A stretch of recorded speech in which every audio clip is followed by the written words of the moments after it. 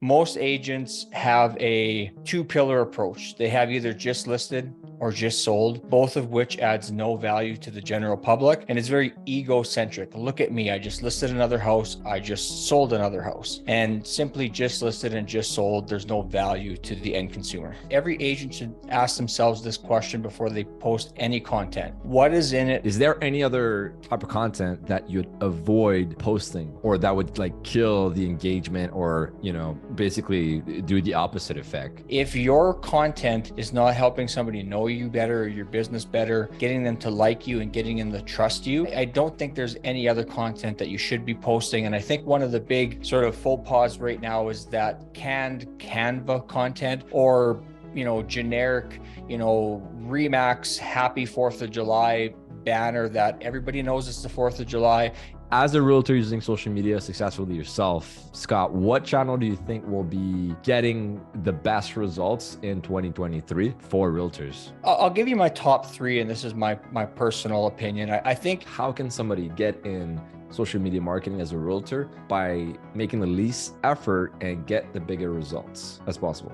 What would be like the number one advice you'd give to realtors looking to up their game for social media marketing for next year? This is exactly how you can get more business as a real estate agent using social media marketing in 2023. I am here with Scott, a realtor himself, using social media to get more business consistently. Welcome, Scott. Thanks for having me. Appreciate it.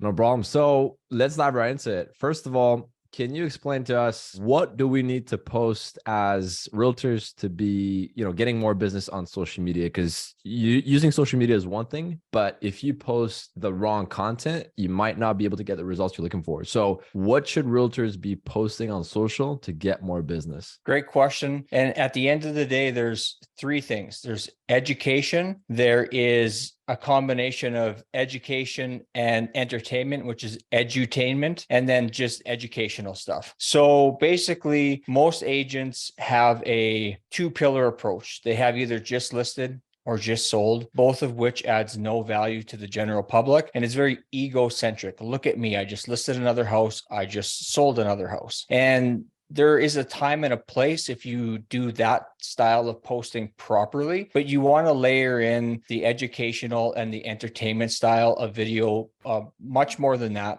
as well as showing your personal side, because you're more than just your business. So I think if people can show their personal side a little bit more, educate, bring some value, and every agent should ask themselves this question before they post any content. What is in it for those people that follow me? And simply just listed and just sold, there's no value to the end consumer. I agree 100%. So basically two pillars. The first one is education and the second one is personal content. And I'll just add on top of this, I think it's important to not just talk about education, because if you're only talking about real estate, they don't get to see your personality. And a good bottom of the funnel strategy where like you're nurturing leads that you already have is to post content that is a bit more personal so they can see the human side of things.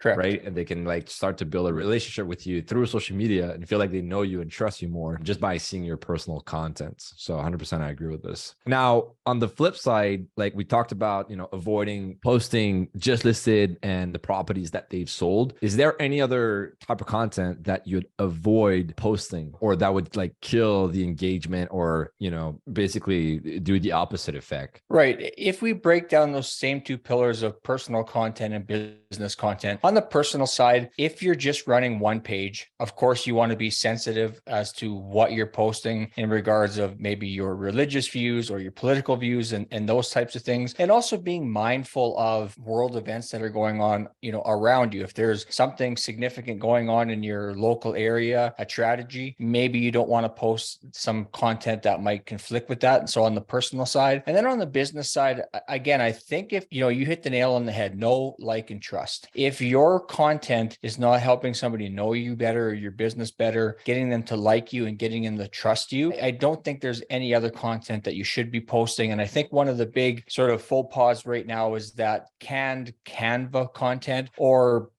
generic, Remax happy 4th of July banner that everybody knows it's the 4th of July.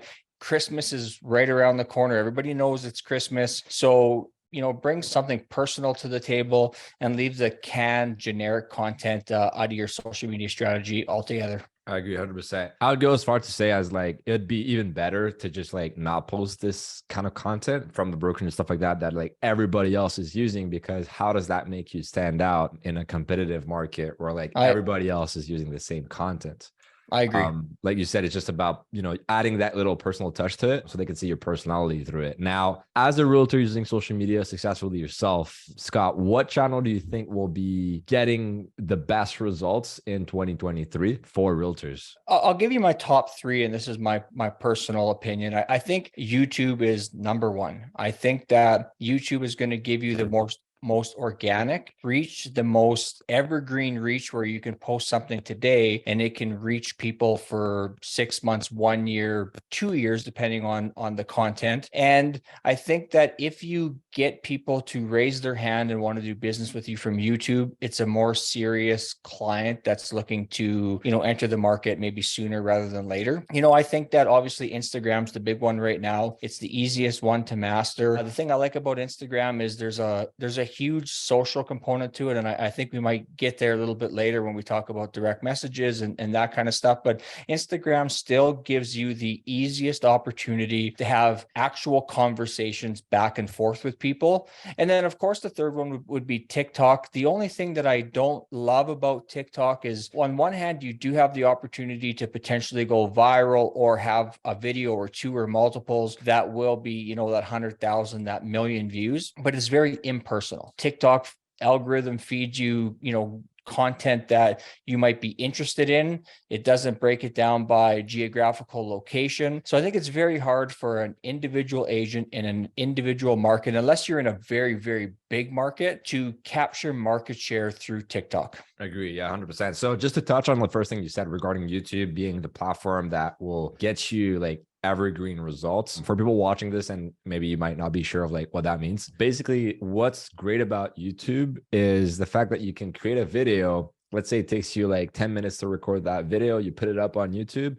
and then you keep getting more views and more views, and the video doesn't die out. If the video is good, people will still be looking at it and watching it and searching for it 6 months, a year, 2 years down the line, and your views keep increasing with time. And with the other platforms like TikTok, for example, or Facebook, where like the organic reach is just, destroyed for the most part. Let's say you do a post, and with time, you'll get less and less, reach. And the span of like, let's say you do a post, like maybe for the first 2 hours or like 24 hours, this is when you're going to get your most reach ever. And then after that, just really like plateaus. Well, I think that the other thing people need to be mindful of with the YouTube is that YouTube is primarily a search tool. So if you're putting out content that people are searching for, and you put out a good video and you optimize it properly, I agree with everything that you said, that 6 months, 1 year, 2 years down the line, if somebody is searching for that particular content that you've put out there, they will still find it. Where on all these other social platforms, you're right, 24, 48 hours, it's done. Yeah, 100%. Now, one thing also I'll add regarding TikTok, I think it's great if, depending on your strategy you want to take and your goal, obviously, but like you said, if you want to go like super viral and you're not targeting a specific local area, then it's a good platform to do that, depending on the content you create. Now, if you want to reach a specific local market, let's say a farm or an area you're working with, I think the content must be like local, right? So creating content around the local area, for example, like top 3 coffee shops to like visit in whatever the city, right? That way people can actually look that up, and it's like actually targeted to the local area. And even if you don't have the most views, at least your views are targeted, right? Quality views, right? Like quantity. So I think that's important to mention this. Now, let's talk about how to use DMs, direct messages, inside Instagram to build a community of followers that are looking up to you and, as an authority in the real estate industry. The powerful thing about the DMs or the direct message function on Instagram is that Instagram really values that relationship. And they think that if you're direct messaging back and forth with somebody, you must have a relationship with them. And so every time you post moving forward, the people that you've recently had messages with are going to see those posts. So one, it boosts your engagement to those people. And secondly, it's really the only platform, aside from Facebook Messenger, which is not as popular as maybe it once was, it's still the easiest platform to actually one-on-one engage with your following. And there's several ways you can use it. I mean, obviously, if somebody posts a story, you can comment directly on their story, which then filters into the direct message feed, and you can have a conversation there. You can simply reach out to people with, hey, how's it going? What's new? Hey, I saw, from your last post that you just took a new job, and that can start a conversation. And anytime that you can start a conversation in our business, it's a good thing. It doesn't always have to turn to real estate, but naturally, when I'm asking you questions, you're going to start asking me questions back, and you're probably going to ask me about real estate. And that's when you can leverage into that. Well, it depends. Are you looking to buy, sell, or invest? And you can get that conversation started. But I think one of the most powerful things that we can do with the direct messages is video messages. You have your phone. You go to your direct messages, you click on somebody's profile, you hit the little video icon, and you send them a message. Hey, Michael, Scott here. It was great to meet you the other day. It was great to see you the other day. Thank you for following me. Let me know what other content you want to see. Hey, Merry Christmas, Happy New Year to you and your family. There's 100 different video messages that you can send. And I'll tell you where I had tremendous success with the DMs last year. I took about 6.5 hours on the 22nd of December last year, and I sent every person that followed me or most of them. I left out some of like the hardware stores and stuff like that. But the actual physical people, a Christmas message wishing them a Merry Christmas. There was something personal to each one, so they knew it wasn't generic. And one of the responses I got back was, all I can say is, wow, Scott, I don't know that I've ever received such a nice message in my whole entire life. And so did I get any business from it? Not directly, but I know that indirectly, it really put me, a cut above maybe other agents or other accounts that they were following. So the direct messages, especially if you want to start sending videos or voice notes, are really, really powerful. Yeah, 100%. I agree. That's a great idea, actually. And I think people are jaded by like generic stuff, right? And generic messages. And people can tell if it's like an automatic message being blasted to everybody. Right. And it just makes them, put their guard up, which is understandable. But whenever you're able to like personalize this, you might not see direct results from that. But that's the thing with organic content. You'll see the effect indirectly. You'll get more business, you'll get more emails, you'll get more calls, but you might not see the direct link, basically. So we see this all the time with us. Like we get more comments, we get more questions. And then these questions and comments leads to like conversations and referrals and stuff like that, right? Right. Now, question for you. What would you say is the 80-20 principle in social media marketing for realtors? How can somebody get in social media marketing as a realtor by making the least effort and get the bigger results as possible?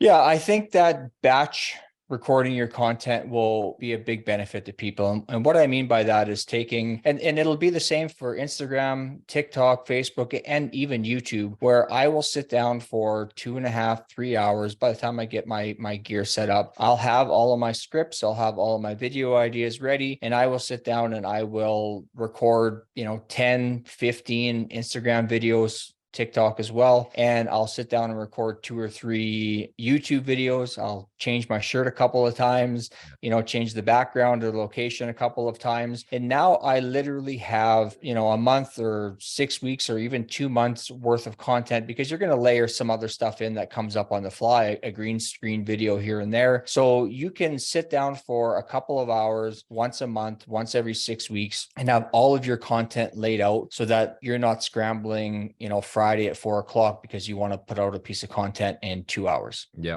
I agree. So batching content is super helpful. I do this myself as well. Every first of the month, I just block out the whole day just for, basically recording content. Yeah. Now, at the end of the day, I feel like I want to pass out because I don't have any more energy anymore, but like it saves you a lot of time because you like mentally you're in the mode of like recording content, creating content. And whenever you have to just like switch between tasks, it like, drags your energy down. And whenever you can like batch certain tasks, it just helps. And then I can also add on top of this, you can also like schedule your content as well, right? Let's say Right. creating your content, you can batch this for a whole day. And then once you're done, you can actually schedule this through certain apps like Later or Hootsuite, for example, where you can Right. actually like, schedule your content. So you don't have to like worry about it or do this every single day manually. Well, don't underestimate also the time it takes to prepare, set up, get your lighting right, get your camera set up, all that kind of stuff. And for our female listeners, who want to or take pride in the way they look, hair, makeup, all that kind of stuff, that takes time to